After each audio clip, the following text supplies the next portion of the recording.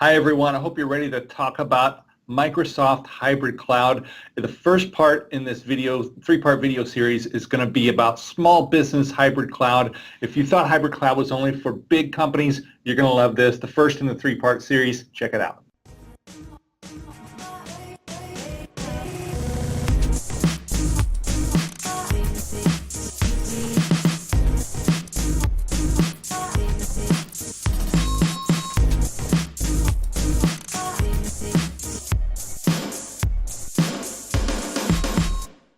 Hi, everyone. Welcome to another episode of OEM TV. I'm Eric Mills. I do Windows Server Marketing at Microsoft, and I'm joined today by Keith Mayer. How you doing, Keith?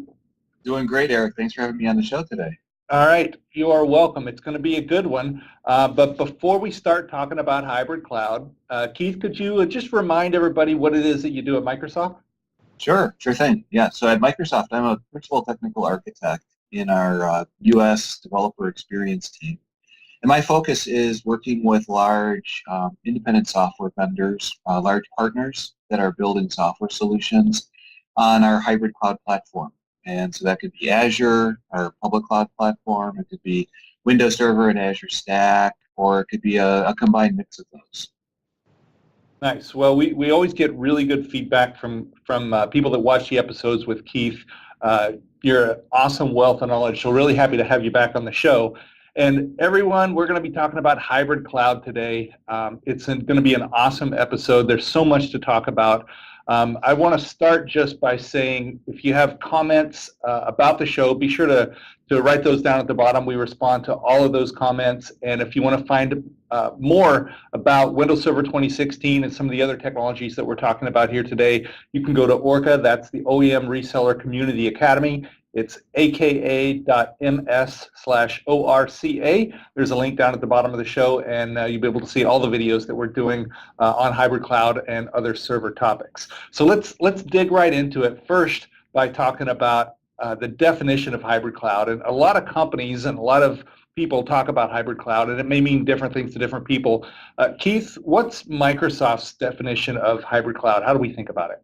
Yeah, that's great. And you're right. It is something that hybrid cloud tends to be a bit overused, sometimes misused term. I've heard other companies or organizations describe it as just connecting an on-prem network with a cloud provider or doing some level of limited interaction. But when we think about hybrid cloud, we really think about pervasive extensibility of your on-premises data center to take advantage of hosted and public cloud platforms as an extension. So when you think about that as an extension, that's more than just raw network connectivity to those cloud platforms. It also involves extending a cohesive identity management strategy so that you have single sets of user credentials to manage for both applications that are running in your on-premises data center as well as in a cloud provider's deployment. It means extending your management tools so that you have universal manageability of the workloads that you're running, whether they're on-prem or in a public cloud or a hosted environment. It means being able to track and secure that. It means being able to take advantage of the capacity in a way that's non-user interrupting, so that if you have an application that is perhaps seasonal in nature, where on a monthly basis or quarterly basis or for a couple months out of the year you see high utilization, being able to extend that capacity to take advantage of capacity on demand in a cloud provider as an extension of your on-prem data center and being able to burst up to that without having to make a significant capital investment in your on-premises data center for just 20 to 25% of the time where you happen to experience peak utilization, being able to leverage that as well. So really taking the best of the on-premises data center world, the best of the public cloud and hosted cloud worlds, and merging them together into a single cloud infrastructure that organizations can benefit from, scale to, and manage as a single infrastructure. That's good stuff right there, Keith. I think that's actually like the best definition of hybrid cloud I think I've ever heard. A lot of people really confuse hybrid cloud with virtualization, I think. Well, we've got some virtual machines and now we're hybrid. Well, not really. Or they think, I've got some on-prem servers and I host my website at a hosting company. That may be hybrid cloud, but it probably isn't. Especially if you don't have manageability across the two, like you're talking about, if you don't have single identity across the two, if you don't have a way to extend your existing on-prem infrastructure into the cloud in other ways than just maybe hosting your website offsite. So Yeah. that's really good. And I think the extensibility that you mentioned is really one of the key things, one of the key tenets of a hybrid cloud. Now, can you talk about, like why is hybrid cloud better than just having everything on-prem or having everything up in the cloud or having just two separate sets of infrastructure, one in the cloud and one on-prem? Why is the hybrid approach actually better? Yeah, and I think it goes back to what we were talking about a little earlier with hybrid cloud really offering the most flexibility, kind of the best of all worlds, right? While there's some organizations, perhaps new startups or whatnot, that can afford to have everything they have from an IT standpoint entirely in a public cloud platform, the number of commercial organizations, small, medium, or large, that can do that entirely in the cloud today is relatively few. Most organizations have some applications, whether it be from a latency, performance, regulatory standpoint, or internal governance standpoint. There's a certain population of applications that they still find that they need to keep in an on-premises data center, their site they control and manage physically.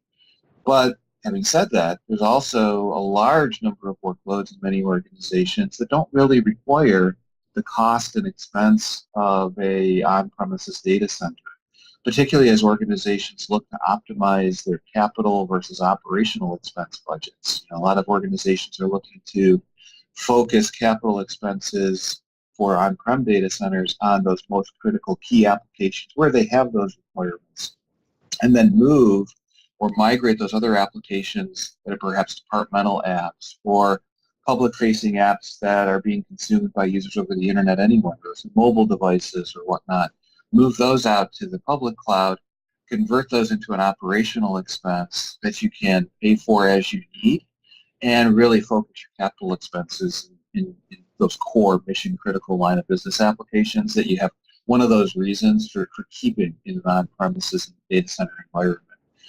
So they're really giving you the most flexibility, and I think that's one of the key differences at Microsoft. We've had a ton of experience working with customers in the on-premises data center space for small, medium, and very large enterprise organizations, as well as a ton of experience running our own cloud data centers as well. And we realize that customers are at different points of that cloud maturity process, and for many of those customers, a true hybrid cloud is the cloud model that currently makes the most sense for them to balance those capital versus operational, mission critical versus non-mission critical, on-prem versus cloud workloads. Right, and you use the word balance there, and I think that's a really good key to how to think about hybrid cloud, because I think a lot of companies, if they're all on-prem or if they're all in the cloud, they think, why don't we just stay that way? We don't really, if we're all on-prem, we don't really want to mess with the cloud. We don't need the cloud. We can do everything we want on-prem. And the same could be said for all the people that are just all cloud.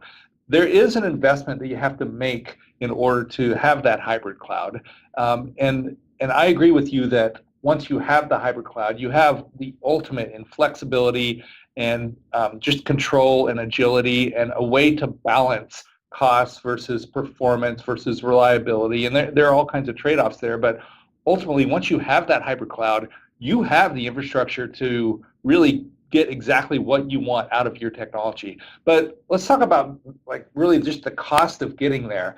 Is it worth it to build a hybrid cloud? You have to learn some new stuff. You may have to buy some stuff that you aren't that familiar with and get up to speed on it and then connect everything together.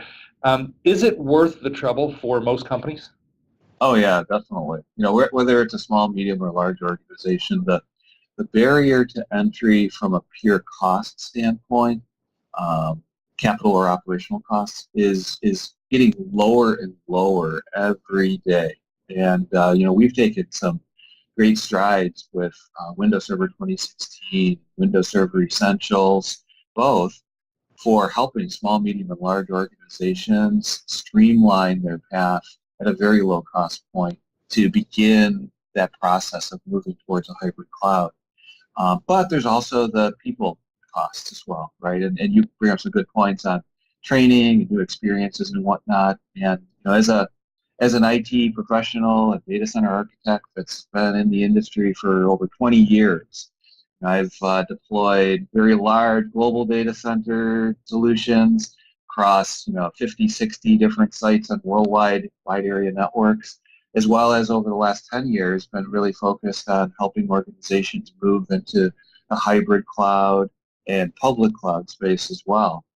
What I'll tell you is that the skills that you have as an IT professional, even in an on-premises world, those skills aren't going away. They're not any less valuable. But as you move more to the public cloud side or the hybrid cloud side, what you'll find is that your skills in physical infrastructure now begin translate. That knowledge begins translating and applying to infrastructure that you're provisioning on demand through templatized, declarative, or code-based patterns. And so I don't want the word code to scare anybody. We're not talking about writing detailed application code to do this. It's generally templates and declarative code and scripts, right? When we talk about that kind of code, but it's very empowering to see that the next step in your career of your skills being applied to accelerate adoption at a much broader level than what you could in a single on-prem data center environment. And so I see a lot of excitement across other IT professionals in that career growth opportunity and the ability to make that a progressive growth. You don't have to jump in with both feet and do everything all at once. You can take it step by step in the order for key scenarios where it makes the most sense for your organization based on the types of applications and the size of your organization. Yeah, that makes a lot of sense. And, a lot of people that haven't touched cloud yet may not realize how directly their on-prem skills will translate into cloud. Once you start connecting to the cloud, you still have to know networking and, understand subnets, and you still got storage, and you've still got compute, and you still have, identity, and all the things that you've learned to do on-prem. You still have the same concepts in the cloud. That stuff doesn't go away, so it translates directly.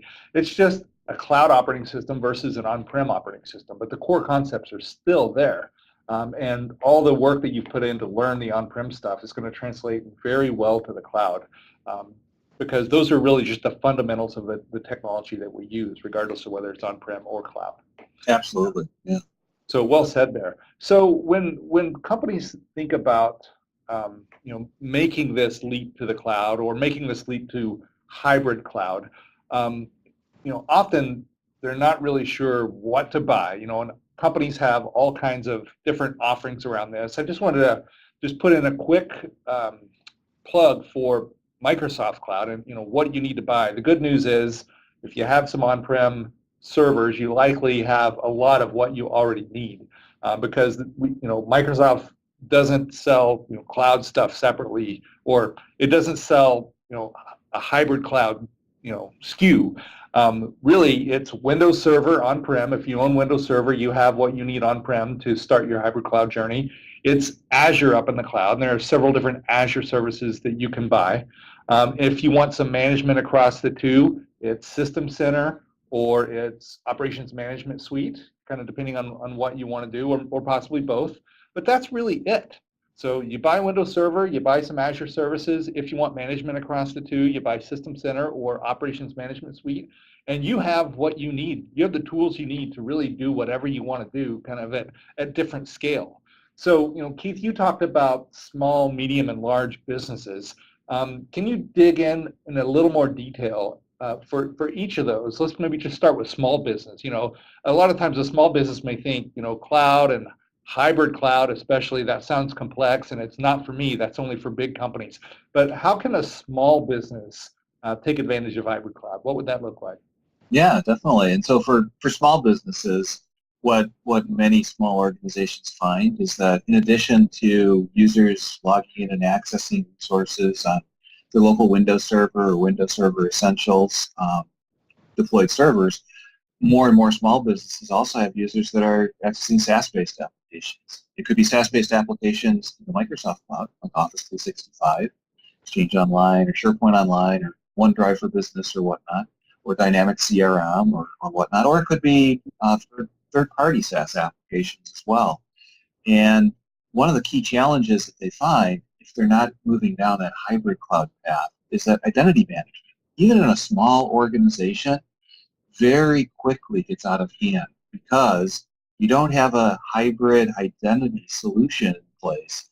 Every one of those SaaS applications from a third party defaults oftentimes to having separate usernames, separate passwords for every single individual. It becomes just a hassle to manage. And so establishing a identity hybrid strategy first is where a lot of small businesses start. And luckily, we've made it super easy. Right? So if you have Windows Server Essentials or Windows Server on-prem, and you have Active Directory already deployed, that's the most common on-prem identity management solution, extending that out to Azure Active Directory and synchronizing your user and group information and providing a unified single sign-on process is a great first step because that gives users single sign-on for local applications, single sign-on for Office 365 or Dynamics CRM, or for 3,000 or 4,000 third-party applications. Our Azure Active Directory Marketplace continues to grow by leaps and bounds, and I have a hard time nowadays finding a third-party SaaS solution that's not integrated with the Azure AD Marketplace. The Azure AD Marketplace, once you have that hybrid identity synchronized and synchronization and single sign-on in place, the Azure AD Marketplace makes integrating with third-party SaaS solutions a couple clicks in a portal to enable it and get it set up, and boom, you've got single user management, single user account and identity management for all of your users. And that's really important from a couple aspects. And even in a small organization, there's overhead with managing all those usernames and passwords, and having the hassle of password resets and all that business. But also, when someone leaves your organization, you still want to be able to feel comfortable that you've disabled their access to all applications, whether they're on-prem applications or SaaS-based applications. And with tools like CRM and other line of business applications also moving to the SaaS model, we're finding that more and more small businesses have critical business information sitting in those SaaS applications as well. So hybrid identity is first. And then, Eric, you had mentioned also thinking about extending your on-prem data center or servers to be able to talk to Azure as well. So if there were other virtual machine-based workloads that made sense to run at a lower cost in Azure, you could do that. Once that hybrid identity is in place, the next step that I see small organizations pursuing is hybrid network connectivity, establishing secure network connectivity from their local office or on-prem data center out to a virtualized network that they've set up, they maintain, it's private to them, in the Azure public cloud. So they can treat Azure as another data center on their network, as a branch office, if you will, that runs additional workloads, but can scale and grow to support additional workloads as they need it without having to make additional capital investments or deploy new hardware or whatnot. So that virtual networking capability is also intrinsic in Windows Server. Instead of site-to-site VPN tunnels with Windows Server Essentials and Windows Server directly out to Azure, you can use common third-party VPN or firewall devices to set up those tunnels as well. So if you have a third-party device that you're using to protect your on-prem network, chances are you can use that to set up a secure tunnel to Azure and be able to treat that as a routable connection. And then the next step that a lot of small businesses look for is how to protect themselves in the event of an on-prem disaster. So they look at things like leveraging Azure Backup or Azure Site Recovery to either backup or replicate their on-prem workloads out to Azure very cost effectively. That way they completely automated their off-site backup rotation policy. Off-site tape rotations are a big hassle even in small organizations. And I constantly still run into small organizations where somebody's responsible for taking the tapes and they leave them in their car and Sure. the car gets broken into and who knows what happened with the corporate data. This way it's all encrypted and safely stored offsite in a very secure, compliant cloud data center that you don't have to worry about somebody breaking into. And for Azure Site Recovery, that offers for very fast failover for mission critical applications, the ability to replicate and quickly fail over those applications in the event of an outage. So those are some of the common paths and use cases I see for small organizations getting started with hybrid cloud. And then once they've gotten started, continuing from there to, as they get more familiarity and comfort, to think about other ways they can leverage that for the remaining applications or services. What we find, I do, as I mentioned at the beginning of our show, I do a lot of work with ISV partners, and it used to be that ISV partners were a very special segment of customers or partners that develop software for other people. What a lot of customers are finding once they've gone down this hybrid cloud path is that some of the data, even if I'm a small organization, some of the data that I have that's unique to my organization, I may be able to create new revenue streams around by farming that data, perhaps providing analytics back in different ways, or reselling an aggregated version of that back to my customers or back to new customers. And so once you've gone down that hybrid cloud path, not only is it a cost reduction approach for your current IT spend, but it can also be a revenue enabler, again, even for a small organization. So it can be quite exciting. Yeah. Awesome answer there, Keith. I mean, if I'm a small business, I'm going to try to summarize your answer there because there were so many just like good nuggets in there. I think, first of all, identity management. A lot of small companies don't think about the fact that if they don't have some kind of way to manage the identity of all these SaaS applications, their users are signing up for accounts. They're storing, company data in these accounts, and the company has no idea what the password is, or, even that the account even exists. And that can really put the company in a bad situation, like you said, if the employee leaves or the data is lost for whatever reason. That's company data there. So we used to not have this problem, or we kind of ignored it, pretended it didn't exist. But now with so much information out there in these SaaS applications, I'm just thinking off the top of my head, some of the more common SaaS applications, if your company is using Salesforce or, QuickBooks or something like that, or even, a source code repository online, there's a ton of company IP out there in a SaaS application. And if you don't have a way to manage those company passwords and sync identities from on-premises to the cloud, you're really leaving yourself open to a lot of problems. So that's a big one that's often overlooked. We should do another whole episode on identity management from on-prem to cloud because that's a big deal. The second one you mentioned was just network connectivity, and once again, that expansibility to be able to expand your on-prem infrastructure to the cloud. And one of the reasons a small company might want to do that is if suddenly they go talk to a big account and they win a big deal, that they need to fire up infrastructure fast in order to please this big customer, and you don't have time to order hardware, right? And so sometimes that burstability that the cloud gives you can really save your business and win you those big accounts. And then next you talked about disaster recovery with Azure Site Recovery and just the ability to replicate your virtual machines and your physical machines up to the cloud very inexpensively, very easily, and not have to deal with all the problems that can go wrong with messing with tape backup. And small companies often back up to a USB drive or something like that, and that is just a recipe for unreliability and just problems. So just to have it automated, to know that your stuff is backed up to the cloud all the time, very low cost, that's what a small business needs. Hey everyone, Eric again. I hope you enjoyed the first part in the 3-part video series on hybrid cloud. Stay tuned for the second and third parts. Coming up next, the second part, we're going to talk about medium business hybrid cloud from a Microsoft perspective. I'll see you in the next video.